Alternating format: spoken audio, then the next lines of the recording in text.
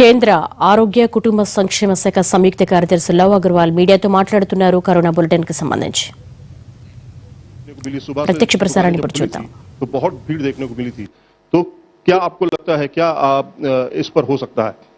Sir, जैसे इससे पहले भी हम लोगों ने आपको भी बताया कि पहली बात तो इसको मैं दूसरे ढंग से कहना चाहूंगी, लॉकडाउन 3.0 ना बोलते हुए इसे ईजिंग आउट पॉइंट नंबर 2 बोल सकते हैं आप, क्योंकि जैसे हम लोग प्रोसेस करते जा रहे हैं कि माननीय प्रधानमंत्री जी जैसे कहा था कि इट इज अबाउट जान भी जहान भी, तो कैसे हम अपने सिस्टम्स को रिवाइव करते हुए इस डिजीज को मैनेज करें, कैसे कम्युनिटी ओनरशिप को एज ए प्रोसेस के रूप में लाके आगे बढ़ाते हुए, जिसमें कि कम्युनिटी अपने बिहेवियरल चेंज पर फोकस करे, social distancing, physical distancing as a norm अपनी लाइफ में लाए, और साथ ही गवर्नमेंट की तरफ से कंटेनमेंट एफर्ट्स पर हमारे उसी तरीके से उसी स्ट्रेंथ के साथ हम काम करते रहें।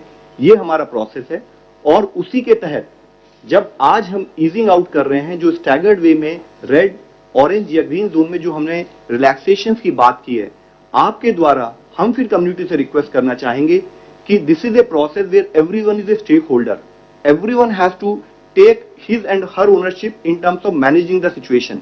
आज हम सबको समझने की बहुत जरूरत है कि कोई भी अगर यंग आदमी भी सोचता है कि चलो मैं बाहर जाऊंगा, मैं फिजिकल डिस्टेंसिंग मेंटेन नहीं करूंगा क्योंकि मैं यंग हूं, शायद मुझे इन्फेक्शन ना हो, तो उसको ये समझना होगा कि उसके घर में अगर उसके बच्चे हैं या उसके घर के एल्डरली हैं, उसके आस पड़ोस के एल्डरली हैं, उनके प्रोटेक्शन के लिए उसको अपनी सोशल कमिटमेंट, अपनी सोशल रिस्पॉन्सिबिलिटी के साथ एक प्रोसेस के रूप में अपने जीवन में ढालना पड़ेगा। और यही रिक्वेस्ट हम फिर से बार बार आपसे करते हैं और आपके द्वारा कम्युनिटी से रिक्वेस्ट करते हैं कि हमें सबको मिलकर इस लड़ाई को लेना है। ऑनलाइन क्वेश्चन है, देश में लॉकडाउन के बाद भी लगातार संक्रमण के मामले बढ़ते जा रहे हैं। पिछले 3 दिनों में 2000 से अधिक मामले प्रतिदिन आ रहे हैं। क्या स्वास्थ्य मंत्रालय या आईसीएमआर इसके पीछे कोई और वजह जानते हैं कि क्या मानते हैं इसके बारे में? Sir, it is very critical to understand कि how does a infectious disease spread. It is always like a geometric progression, और उसके होते हुए भी लॉकडाउन समझें, फिजिकल डिस्टेंसिंग का प्रमोशन एक लाइफ का पार्ट समझें, या साथ में कंटेनमेंट एफर्ट्स, इन सब के कॉम्बिनेशन में अगर आप देखें तो लॉकडाउन से पहले जब हमारे यहाँ देश का डबलिंग रेट 3.4 था, आज वह बढ़कर 12 दिन हो गया है।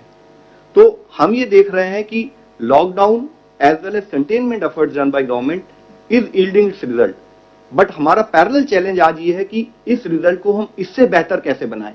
जब हम ईजिंग आउट ऑफ सिचुएशन करते हैं तो क्या कम्युनिटी, हम हर जैसे कम्युनिटी ने अब तक हमें सपोर्ट दिया है, उसी स्ट्रेंथ के साथ हम काम करते हुए कैसे अपने डबलिंग रेट के दिन और बढ़ा सकते हैं। Mister Piyush Pandey, TV9 Bharatvarsh.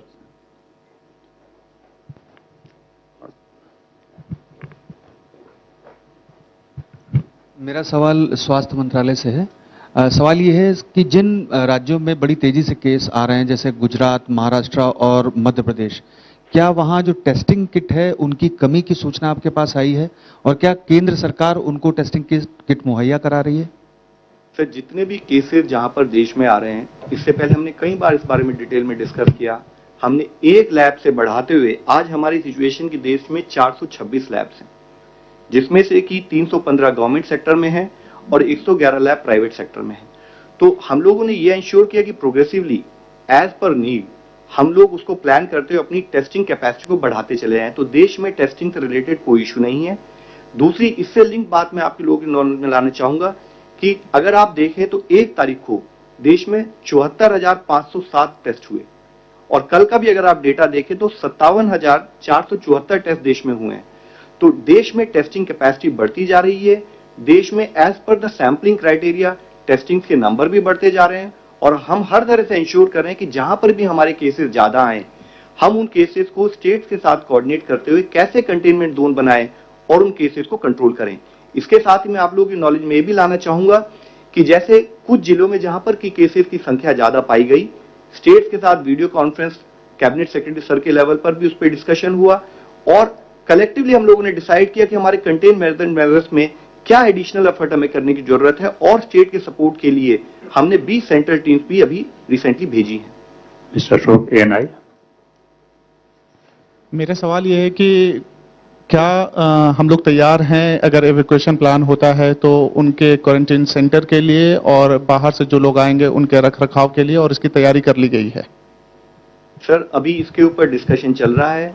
अगर कभी भी ये डिसीजन लिया जाएगा तो मिनिस्ट्री ऑफ एक्सटर्नल अफेयर्स आपको डिटेल में ब्रीफ कर सकते हैं, बट शॉर्ट में मैं आप लोगों की नॉलेज में लाऊंगा कि अगर कोई भी डिसीजन होता है तो वो एक स्टैंडर्ड एसओपी के तहत होगा और उसके तहत ही कार्य किया जाएगा। Mister पेरीमल, NDTV. सर मेरा सवाल ये है कि कल एक खबर आई कि पीक जो है केसेस का वो मई के एंड या जून के शुरू में आएगा। क्या आप लोगों की जानकारी में है कि इस तरह का पीक उस वक्त आएगा? और दूसरी नंबर चीज ये कि क्या कर्व फ्लैटन हो रहा है? Sir, question of peak is link to how we collectively operate.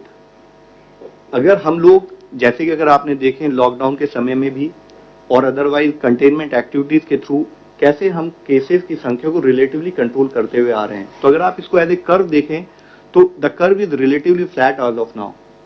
और साथ में पीक कब आएगी, I think it is actually not the right way of looking at the whole situation. What is relevant is कि जब हमें पता है कि किस तरीके से हम डिजीज को प्रिवेंट कर सकते हैं, अपने आप को बचा सकते हैं, तो अगर हम कलेक्टिवली मिलकर उस दिशा में कार्य करेंगे तो पीक शायद कभी ना आए, और अगर हम कहीं पर भी फेल होते हैं तो उसी टाइम पर हम एक स्पाइक को ऑब्जर्व करेंगे। मिस्टर नीलो, दैनिक जागरण। सर, ये आप कहते हैं कि राज्यों का सहयोग जरूरी है पूरी लड़ाई में, लेकिन पश्चिम बंगाल से जो इंटरनेशनल टीम गई थी, उनकी जो चिट्ठी गई है वहाँ पे वो सामने आई है, उसमें वो लगातार कह रहे हैं कि जो केसेस बता रहे हैं वो सेंट्रल गवर्नमेंट को, वो गलत आंकड़े दे रहे हैं। वहाँ जो मौत के जो रजिस्टर हो रहा है जो बता रहे हैं वो भी गलत दे रहे हैं।